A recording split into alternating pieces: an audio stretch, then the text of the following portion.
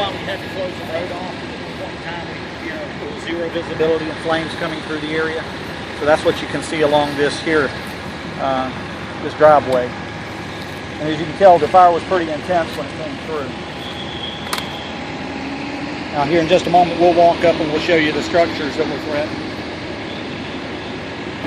We were able to get here stage resources, and we were here about probably 30 to 45 minutes before the fire actually got to us. So we had plenty of time to just put resources where we needed them. And so it made it easy for us.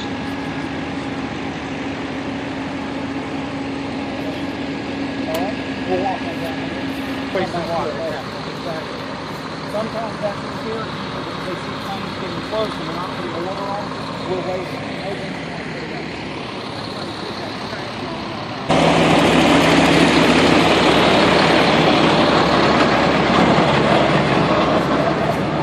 As you can see out through this property line here, we've got apparatus spread all through the property, and they, of course, they protected the shed, they protected 2 different homes, a large outbuilding, and then another small location back over to our west. In turn, in a moment, you'll see forestry on the ground with their bulldozers. They'll start putting lines around. So things were looking like it was settled in, and without our notice, the thing jumped over our heads, several hundred yards, and now we've got a fire behind us. This is why we're real slow to call these things under control, because they move. And of course, you can see what's happening now. We've got crews out there.